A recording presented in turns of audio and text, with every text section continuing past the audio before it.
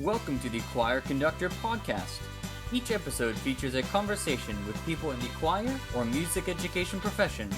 I am your host, Zach Thompson. Let's start the show. My guest today is Justin Nelson. Justin is a graduate teaching assistant at Texas Tech University, where he is pursuing his Doctor of Musical Arts degree in choral conducting.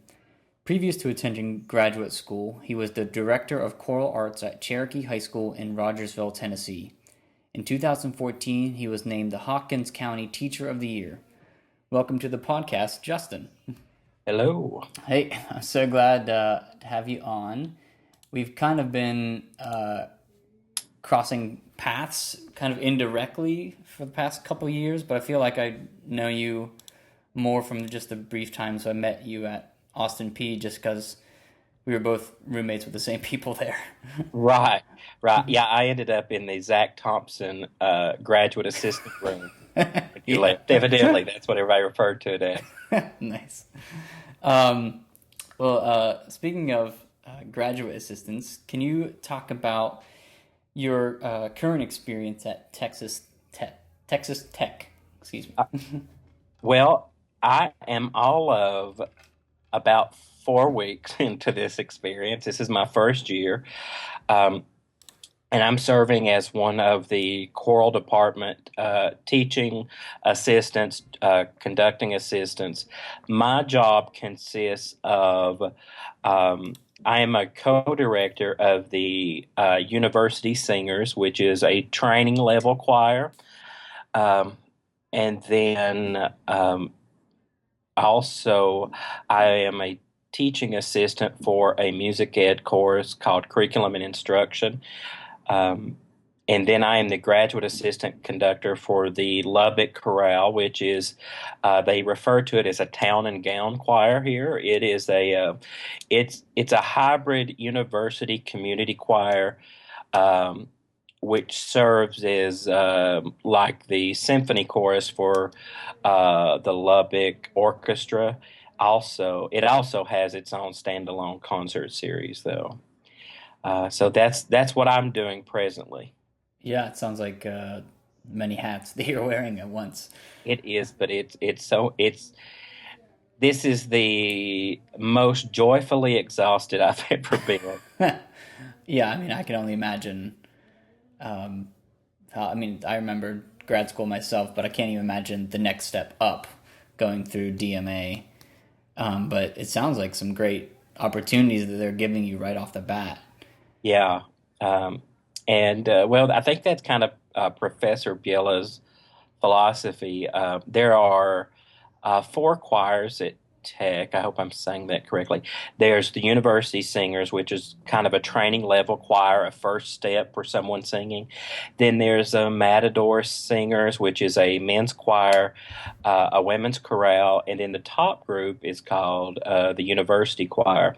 And Professor Biela has DMA students and Masters students that are responsible for part of conducting of every group, and he's quite generous with sharing podium time with his students. That's excellent. That's really probably one of the best things to look at for a program is your podium time. Yeah, you don't want to go somewhere where there's so many students that the only time you're in front of the choir is when you're preparing for a recital. Yeah. You really want to be somewhere where you have contact with a choir almost every day, and you have immediate feedback from your supervising instructor. And I've been lucky at both Austin P as you were to have that, and now have that at Tech, and it really makes an invaluable, such a valuable experience. I've spoken with people in similar situations all over the country, and some of them are in situations where they don't see a choir or they're not conducting unless it's time to get ready for the recital. Wow. That would make me very nervous if I was in that kind of situation. Oh, certainly. I mean, you'd have to... that's just a lot of unnecessary stress on something that's already going to be stressful for you. Yeah. Can you, so was that one of the main things as you were starting to transition out of your high school teaching career and then starting to look into your master's? Was that one of your main priorities? Well, if I'm being totally honest, I would not suggest anyone approach their master's degree like I did. Okay. I'll give you the Reader's Digest version. Um, I taught for 13 years, and always knew I needed to go back to school and do a master's degree. But after buying a home, taking a church job that I absolutely loved, and being in a school that I absolutely loved, I got very, very comfortable.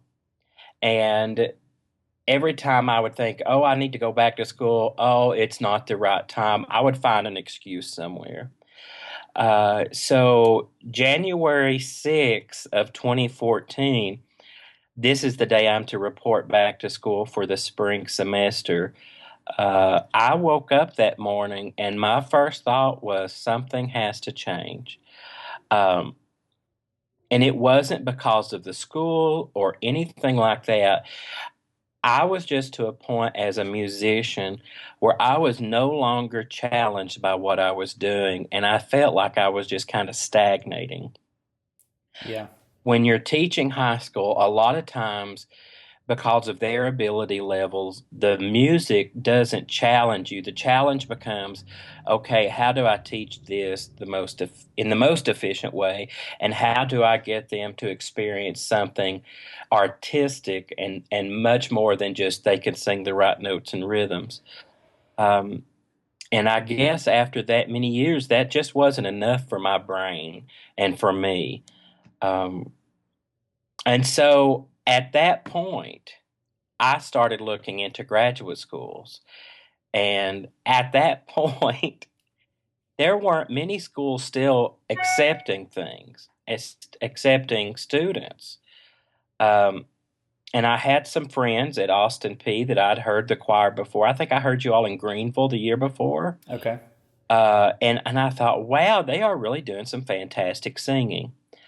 And then I had a friend that taught, well, she's still my friend, that teaches at Appalachian State over in Boone. And they were just starting a DMA in choral conducting. So I set up auditions at both schools. I auditioned at Austin P. Um, I really enjoyed my time there with the students, with meeting you. Of course, I had two former students, or well, three former students that sang in the choir there.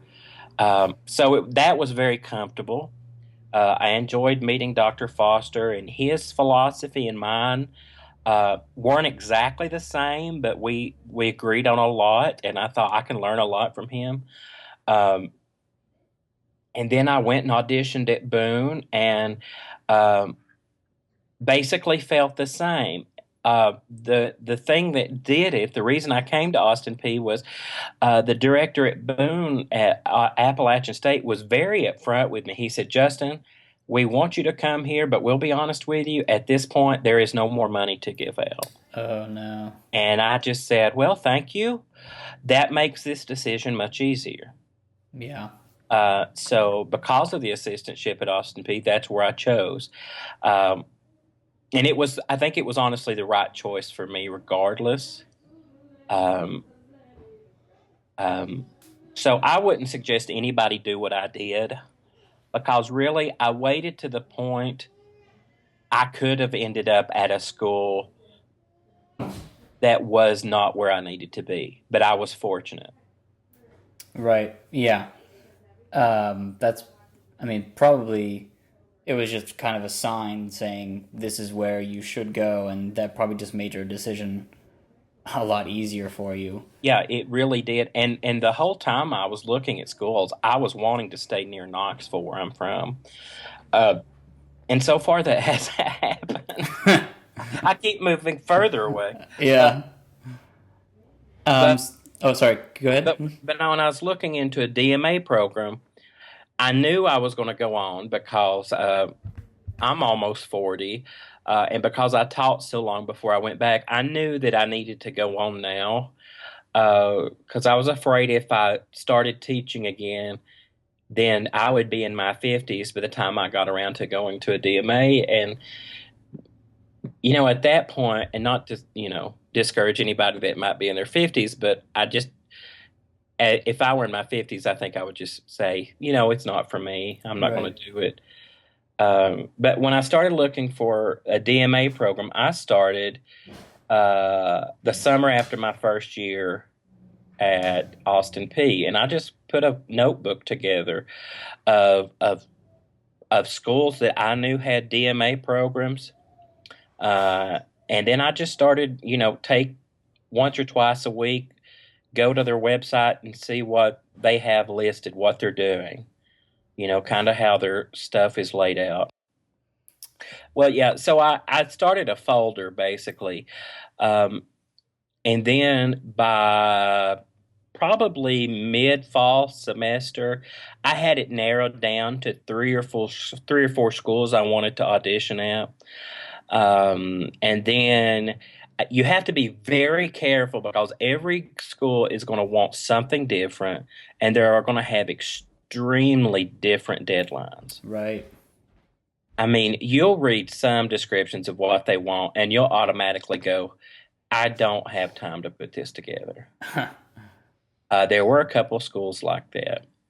Um, but so I took my three and I sent off all my stuff and give yourself plenty of time because universities are extremely slow about sending transcripts sometimes and all that stuff. Yeah.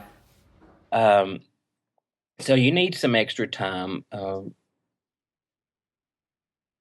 But there's a really good website, and I wish I could remember the name of it. But this guy has compiled a list of schools, and I'm sure if you just Google uh, choral DMA programs in the United States, he lists them by state. Yeah, I've seen that. You can And also it's on CoralNet. You can go on yeah, there. Yeah, I've been on that. It's a great site. yeah, it really is. And it gives you the director of choral activities, their name and their email, and I think their phone number. Oh wow. So you can call and say, hey, I would like to come here, or could you send me information? But I found out about tech through the Tennessee Arts Academy several years ago. I attended, and I was on an administrative track that was talking about portfolios for student assessment. And one of the things we got to do was to get out every day and sing in the um, Arts Academy choir, which happened to be conducted by Richard Biella, the choral director at Tech. Uh, and I just absolutely enjoyed working with him during that week and how he worked. Um, and then a couple of years ago, we were in Salt Lake City.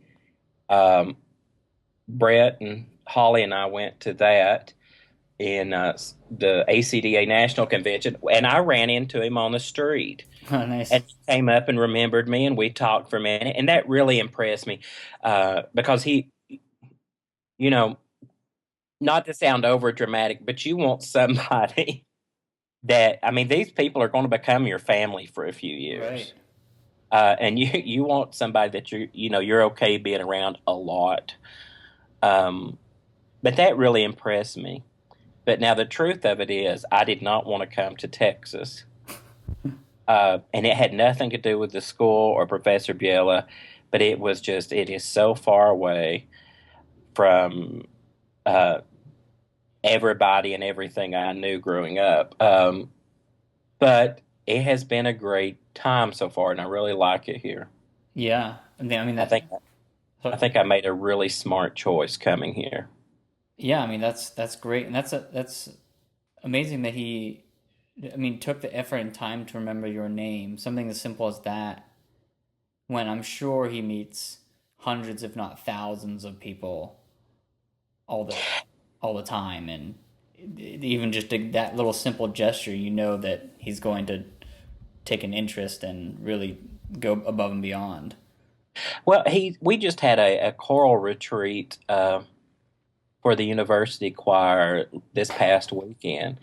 And he, as hard as we worked and as much as we got through, he always made time to make everybody feel like they were such a contributor to that group. I mean, he is extremely gifted at making people feel like they belong to something greater than themselves. And he's the kind of person that you want to sing for, and you want to go to rehearsal prepared because you don't want to let him down. Right.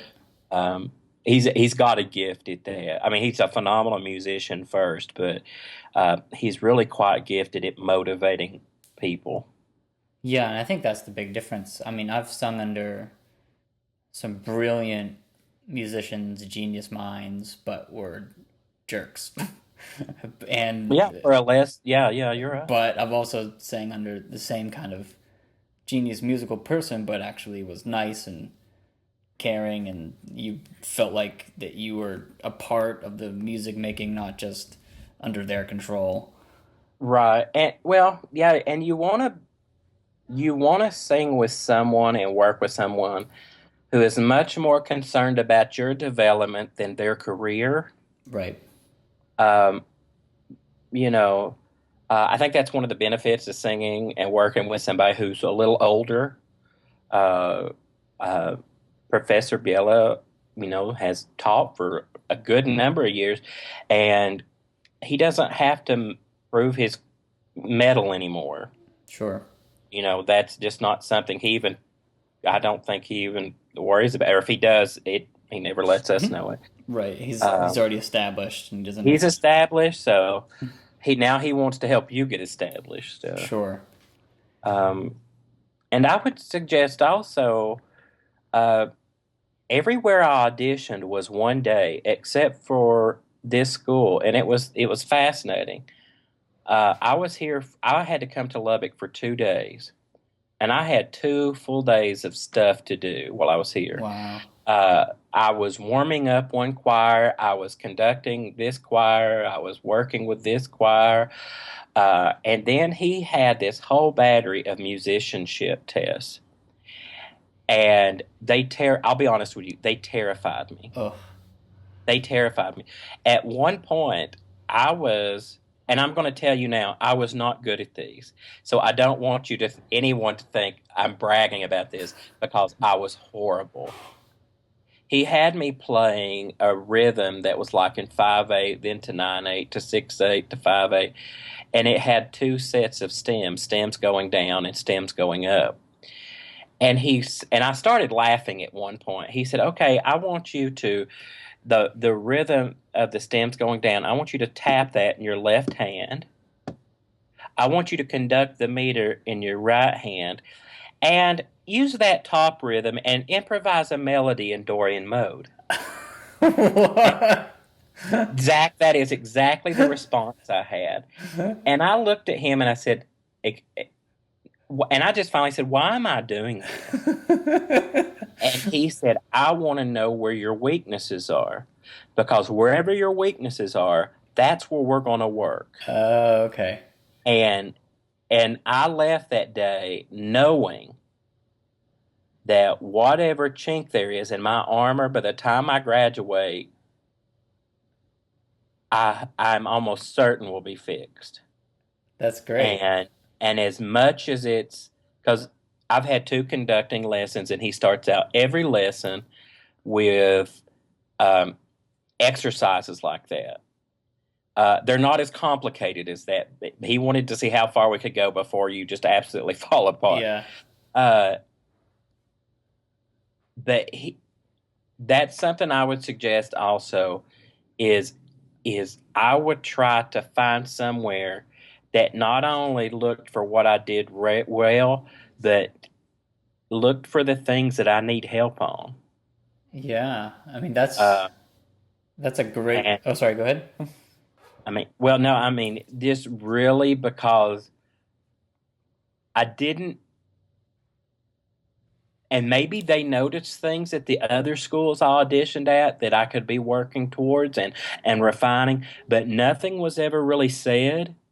outside of, oh, we could work on your gesture, and but this was like basic. Your brain has to be able to manage all this information at once as a conductor stuff. Yeah. And I mean that's a cool idea that they had you go for 2 days. Yeah, It would for me, I guess it would take the pressure off of like a 15-minute audition that you're there. You're kind of they're just observing you over the 2 days. yeah. That's a great idea. And everybody's different. Everybody wants something else out of their DMA. But I kind of saw this as my last chance to get anything that's holding me back out of the way. Sure. I mean, we got a lot of work done during my master's program, and there's still work to be done, and I want to get it out of the way. That's kind of how I see this. And I like the 2-day audition because I really got to see past that facade that we often put on in interviews and things. Um, and I think they got to see too. They got to see who I really am, and I got to see who they really were. If you are someone that's starting to look at maybe they've been teaching for a few years and maybe they're either looking for their master's degree or to go on to their doctorate, what would be kind of the best advice you could give them as far as either the steps to start the process or even what do you think that made the difference for you, the difference between getting just applying or the steps you took to get a personal connection with that professor from the university? Well, the first advice I would give yourself is give yourself more time than you think you're going to need, or make sure everything is into the university 2 weeks before any deadline. Okay. Uh, because it's amazing how things can happen. Transcripts can be misplaced, mail can get lost, uh, emails cannot go through that you never know about. Uh, Uh, so I would just suggest giving yourself plenty of time, and don't try to be what you think they want. Just be you, because that way, if they ask you to come to their school and you have been yourself in your writings that you send them, in your interviews, in phone conversations, if you have been you, you really have nothing to worry about because they know exactly who you are. Um, I think sometimes in job interviews and even, and stuff like this, people try to put on this, okay, this is what they're looking for, so this is who I'm going to be. Um, in a situation like this, I just think it's so important that you be you so that everybody is on, knows what they're getting. Um, and that's how you're going to get the best education, because you need to go where you need to be. It's almost like a very Zen attitude. Um, and this is something I had to work on because I tend to be an extremely bad control freak about a lot of things. But I went into this process thinking the school that's right for me will choose. It'll work out somehow. I'll know. Um, and I went into all three audition times, and I just kept telling myself to just be me, and if that's not what they needed or wanted, then I don't need to be there. So that's the best advice I could probably give. yeah, I mean that's that's great advice.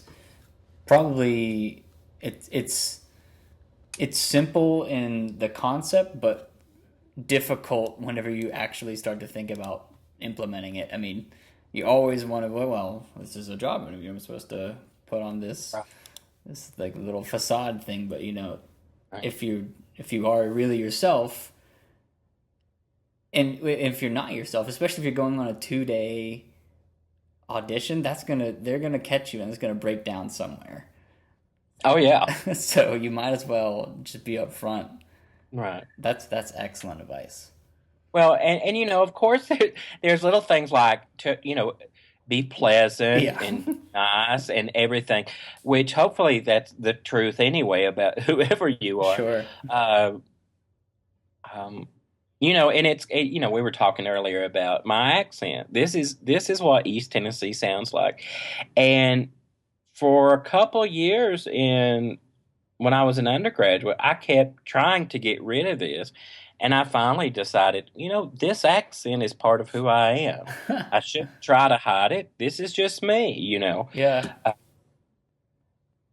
Uh, I remember a dear friend asking me one time if I sang like I speak. And I said no. And she said, well, basically that's a relief. Uh, but you just got to be you. And I just think that's great advice for anything. Sure. Is the accent similar or different in Texas? Well, in this part of Texas, in Lubbock, which is, they call it West Texas, which is it's below where the Panhandle really is. Okay. Um, they have a little bit of a twang too. It's a little different, and who knows? 3 years of their twang might cancel this twang out. I don't. It could be. That's funny. Yeah, my students in Florida tell me that I have an accent, but I assure them that I'm from the north and that they have an accent. Well, the rule is whoever whoever has the most number in the room, they don't have the accent. Yeah, that's true. So unfortunately, Zach, I think you might have the one in the room. That's true. Okay. Can you talk about your musical upbringing? Did you have a musical family, or how did that go? Hmm. Well, musical, yes. A family, yes, but not in any way trained. My mom would sing around the house. I don't remember my dad ever singing. Um, my grandmother would, on my mom's side, would sing around the house. Uh, but that's all I remember. I was always singing along with the radio, always. Um, and then when I was ready, we had elementary school music growing up, and then when I was ready to go into band, because I wanted to play in band worse than anything in my life, they decided to cut the music program at our school. I grew up in a very small little area. Um, I think there was like 400 people in our town, right outside of Knoxville, Tennessee. And so they cut the music program when I went into middle school. So that's where my music training ended. Um, until I was a freshman in high school, they decided to put that back into place. And we had a teacher come to our school, and she started a band, and I started playing saxophone um, and piano. I took piano lessons with her and with other teachers. And we had an interim music director at church uh, who is one of the best choral musicians I have ever met. He's passed on now. His name was Harry Fritz, and Mr. Fritz basically one day after a youth choir rehearsal said, "Young man, we're going to work together." And the next thing I knew, I was taking voice lessons with him. Um, and that's basically how I got into music. And it's so funny, as far as choral music, we had to go into the gym to register. This is back in the dark ages. Um, and they would have all the teachers sitting at tables with rolls of blank slots of how many they could take in each class. Well, my freshman year, we're waiting, and the freshmen, of course, go last. Well, we had 6 periods at the time, and I needed something to fill up a period. And the only thing open was choir, and I said, I don't want to take choir. And one of my friends and I decided we would take it because that was the only thing open, and I just fell in love with it. And then the next year, Mr. Fritz came to our church, and I started singing there, and um, that's how it all started. It's funny looking back on life how many little decisions make huge impacts in your life. Yeah. Um, I mean, yeah, I've listened to lots of podcasts about people talking about their musical upbringings, and I've talked to many people about it, and so often it's just one little chance thing that mhm. takes your whole life and changes it forever, and that you didn't even think about that's what you were going to do. Right until I started into music, I was going to be a physician. Um, that was all I ever wanted to do from the time I was in kindergarten was to be a doctor. Um, and so that was a huge change going into my freshman and sophomore year of high school. Do you have a moment when you knew that you were deciding to be a choir director or a music teacher? Well, my original plan when I went to Carson Newman University, it was Carson Newman College then, but I was going to be a church choir director, a music minister, or director of church music. And I thought I need to be able to teach these people because they're probably going to be amateur musicians, people that just sing because they like to. I need to be able to teach them in order to really make this an effective experience. So I took, instead of doing church music there, I did music education. Well, the more I got into those education, music ed classes, the more I knew that I had to be a teacher. And and now I'm working on being someone that can teach teachers how to teach, which that is to me one of the greatest thrills. I mean, I love conducting choirs, I love choral music, but to work with a young conductor and to help them get going is so exciting. Yeah. One of the university singers that I help co-direct, we have an apprentice program. We have four undergraduates who are about to go into student teaching who not only sing with us in that group, but they're there and they get basically some podium time. And Mr. Jorns, the other director, and I split them up and we coach them. We help them pick repertoire. We give them ideas for warm ups and how to structure certain things. That is like a major joy for me. I mean, I have more fun with that. Um, so I'm really excited with the idea of getting to do that for a living, um,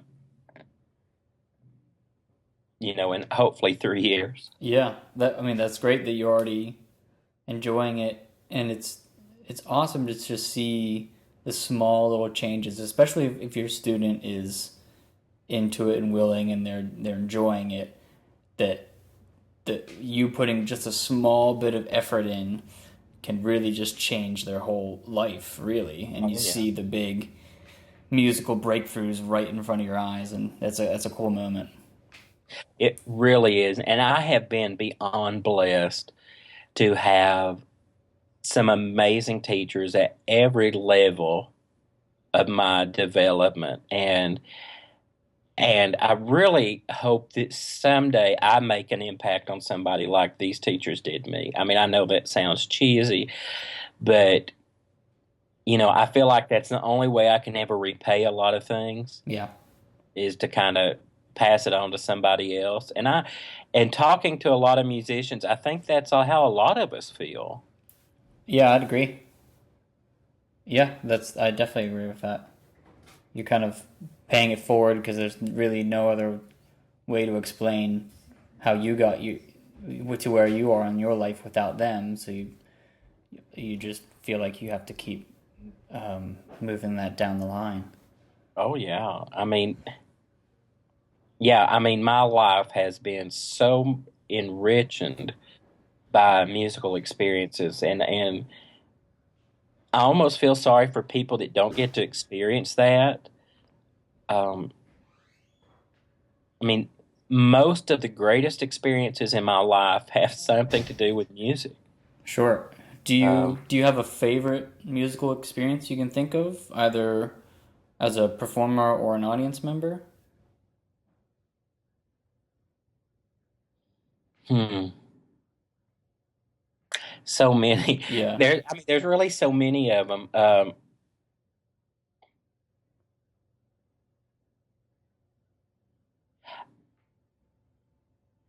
I think as a performer, one of my favorite moments was the first time I ever sang in a symphony chorus, and well, the only time I've only done it once, and sang the Mahler 2. Cool. The end of Mahler 2 is one of those pieces. I think we did it like two or three.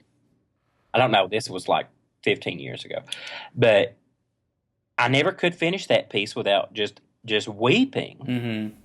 I mean, that's one of those pieces where whatever you have, it asks for more, Yeah. and you just have to just to hold on and let it all out, and it's just so much fun to sing that. Um, and as a teacher, I think about all those times when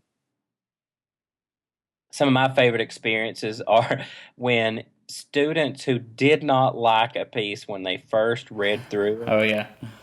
that's all they wanted to sing. Um, I remember giving a choir one time. It wasn't Sicut Cervus, it was a Palestrina motet on another text, and I wish I could remember. And oh, I think it was an Adoramus text. Okay. And they acted like I had just given them like hot water for soup or something. They just didn't. And then once they finally got it into their voices and they heard that sound that they had never heard before of that Renaissance kind of openness and transparent sound, Yeah.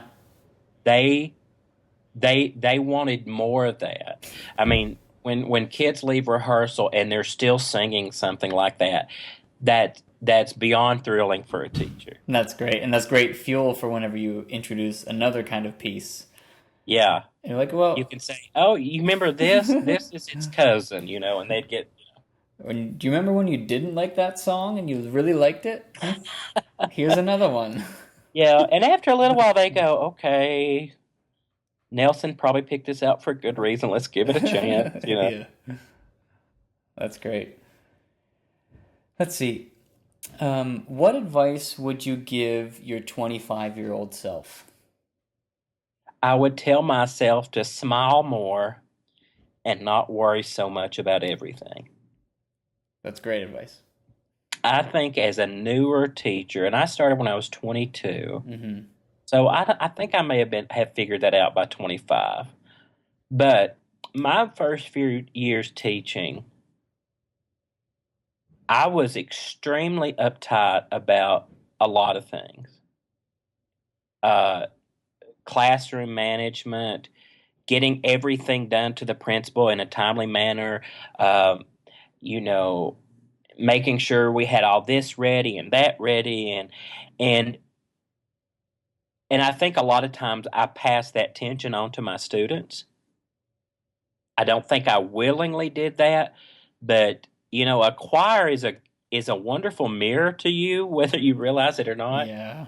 Uh, they pick up on so much nonverbal stuff, and a lot of times they don't realize it either. Um, and I think had I my first few years would have been easier had I learned which things really need my energy and which things don't. Right. You Uh, can only give so much of yourself. right. And I don't think I really, it took me several years to figure that because that whole control freak part of my personality uh, kicked in. And then I learned that if I relax a little bit, my students are more free to create music. You Yeah. know, and not that I ever like, or at least I hope I didn't. I hope I wasn't like horrible to somebody who ever missed a note. Uh, but you want to create an environment for students where it's okay to take a risk, because in that taking of a risk they might find something glorious. Um, it's so easy to play it safe or hide in the throng of the choir and never realize what you're fully capable of. So um, I would tell myself to work harder on creating that environment where students could take the risks, and when they didn't work out, I wouldn't worry about it so much. Yeah, that's excellent advice. And that whole idea of the journey of rehearsing is so much more important than the concert. Yeah, that's another. It sounds simple, but Oh, it's it's a terrifying. difficult concept. Extreme. If you could take a semester of teaching high school choir and say, we're not doing a concert this semester. All we're going to do is work on being amazing musicians. And that encompasses sight reading, our vocal technique, our ears, our oral skills, all that. And that's all we're going to do. And at the end of that semester, you are going to be so much better. Wouldn't that be an amazing experience for your students? It would. But that's not the reality we live No. because you have PTA meetings and you have open house, and they want you to sing the national anthem at the homecoming game, and there's Uh-huh. always something. Yeah. There's always lots of people pulling you in many different directions. Yeah, and you have people calling, "Oh, we're having an open house at our business. Can you come Christmas caroling?" Mm-hmm. And my favorite was always the groups that would call on Wednesday and say, "Do you mind bringing your chamber choir out for an event we're having?" Well, when is this? Oh, it's Saturday. And you just have to be very nice and say, I would love to, but unfortunately, uh, I can't ask them to clear their calendars this soon. But if you'll keep us in mind next year and give us about 2 months lead time, we might be able to help you. Yeah. But you know, Yeah. it just always cracked me up when I got that question. Yeah. Yeah. Can you please do an hour and a half of music? There's no piano and no sound system. And we're going to be eating while you sing, Yeah. That sounds about right. which that's another thing I've learned. Unless there's a lot of money being donated, do not be dinner music. Yeah. Not in a choir. Hmm. If you want to go play piano or have a brass band, that's one thing. But Yeah. it's really hard to hear unless it's a huge choir over clanging dishes and people dropping forks and stuff Definitely. like that. Do you have a favorite app? I am I saw that question and I just laughed at it. This is how my brain works. My favorite app is there's two of them. One is a fantastic metronome, and one is a pitch pipe. Excellent. I have both of Uh, those on my phone I, as I well. I kept thinking I need to have some really cool app so I can say, "Oh, I like iMusic history" or something. No. No, those are great and very practical, and Uh, I use them all the time as well. yeah, I never was one for a metronome, and the further I get into music, the more I realize how invaluable it can be. Yeah. It forces you to either slow down and really focus, or it keeps you honest for what you Yes, need to be doing. and it's not until you're very honest can you start to bend and to flex tempos in an effective way. Yeah, that's excellent advice as well. Yeah, a metronome and timer. Like when you're younger, you have to set a timer for kids to practice up to, you must practice 15 minutes a day. You don't stop until this rings. But Right. when you get into grad school, it's the other way. I am only going to give myself 20 minutes to do this. The second that timer hits 20 minutes, I have to move on and do something else. Otherwise, Or you'll get stuck on that one thing all day. or when you go to Austin P, you have 8 minutes to rehearse it. But do you know what? My efficiency in rehearsal is so much better than when I started Oh yeah, mine too. because there wasn't a choice, right? No, yeah, it's a 50-minute class, and you get 8 minutes of it, and you need to rehearse your song. So you better have everything down to the exact second of what you're gonna do. And it's amazing what you can accomplish in 8 minutes. When you're a high school teacher who has an hour and 20 minutes with those students every Hmm. day, it is so easy to go, well, I've got plenty of time to let that grow. And that was one of the best things I learned at Austin Peay was the efficiency. Sure. Yeah, that was excellent. Do you have a favorite book? Does it have to be musical? Nope. Can be any kind of book. Uh, well, okay, I'll give you one musical one, but I'm really into history, so I have read the Bill O'Reilly, "Killing Lincoln" and "Killing Kennedy" books. They're fantastic. I have yet to read "Killing Reagan," which is all. Of course, they didn't kill Reagan, but it's about the the failed assassination in which James Brady was shot. Um, and then there's one called "Killing Jesus" about the last. I think it's the last weeks of Christ's life.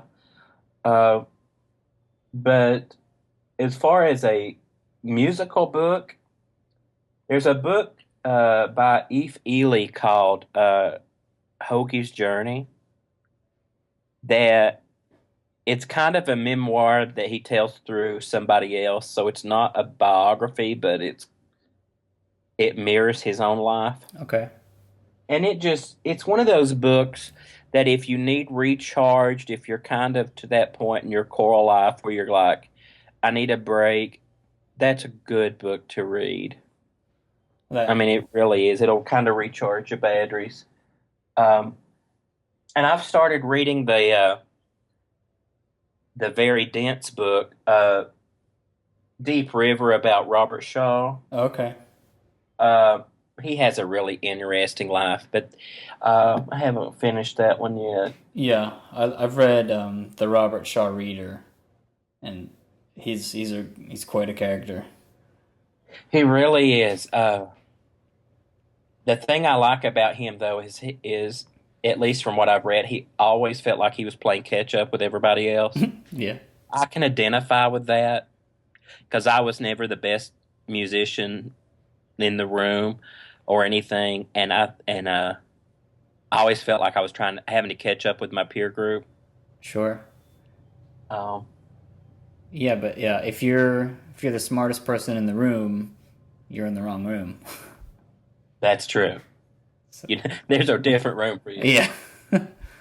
That's excellent. Well, I will put the links to those books, and put a video of the Mahler 2 that you were talking about on my website, and I'll put a link for that for the show notes for this episode in the show notes, so you can go to my website for that. Other than music, do you have any other hobbies? I'm a really horrible fisherman, Yeah. but I absolutely love it. I love to fish. My dad and I used to go fishing all the time, trout fishing, and sometimes still able to when I'm home and stuff. Um, and I'm not good at it by any means, but I absolutely love it. Um, I like anything that I have to kind of focus on, so I'm not thinking about anything else. When I was in college, I took organ lessons because that was the one time in the day in my practice sessions where I couldn't think about anything else because it required so much brain power to get my feet and hands doing different things. Yeah. So that was kind of like therapy. I That's excellent. Is there good fishing in Texas so far?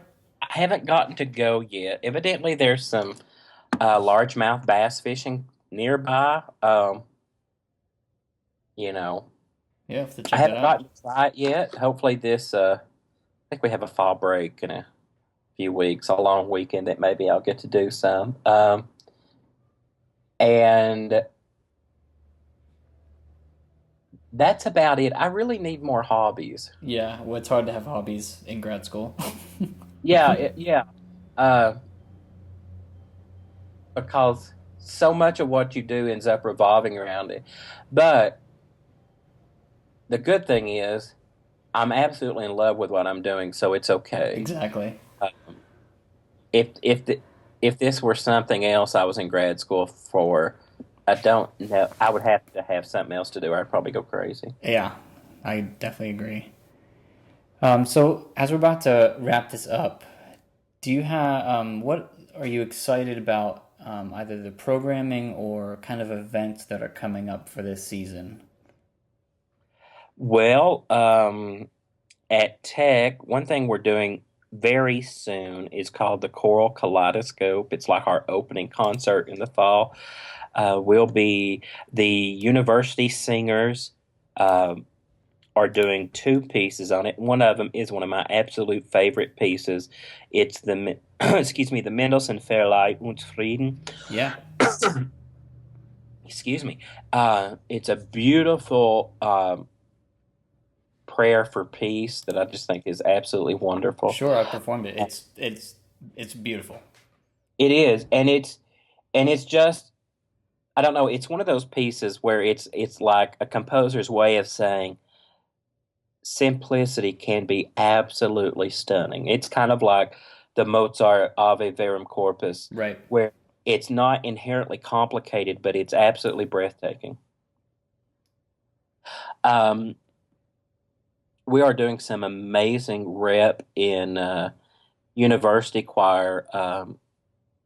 There's a piece called Soir d'été by, I believe his name is Baddings, Badings, um, that is just absolutely stunning orally.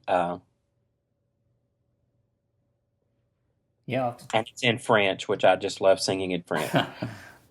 uh, and then this spring, one of the coolest things that we're doing is the university choir and the university orchestra here at Tech is going to New York, and we're performing the Brahms Requiem at Alice Tully Hall Awesome.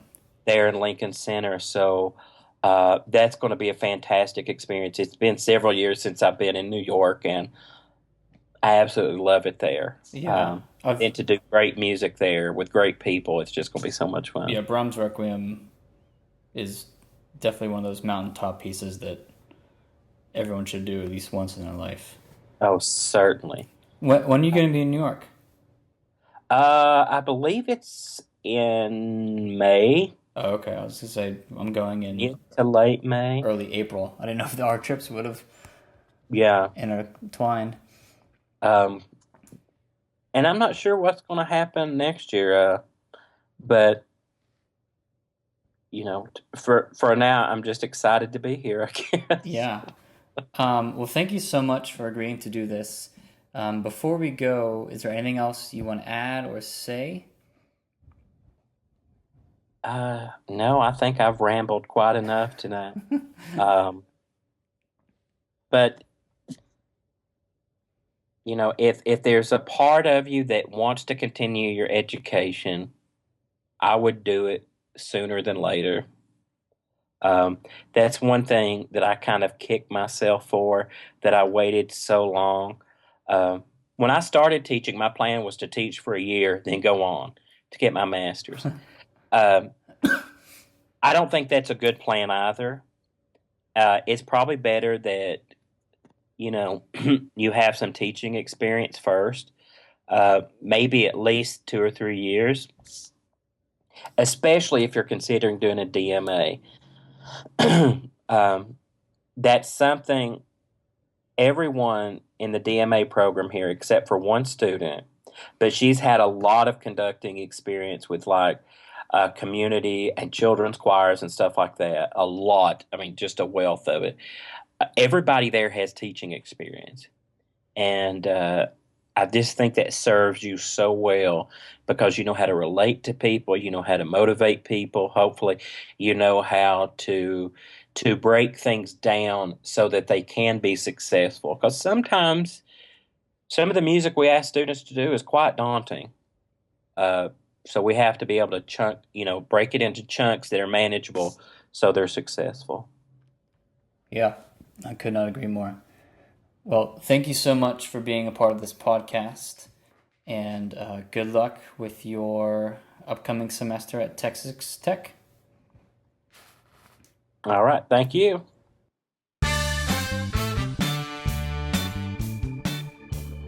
Thank you for listening to the Choir Conductor podcast. Please subscribe to our podcast on iTunes and leave a review. Go to zackthompsonmusic.weebly.com for show notes, an archive of podcast episodes, and free compositions. Have a great week.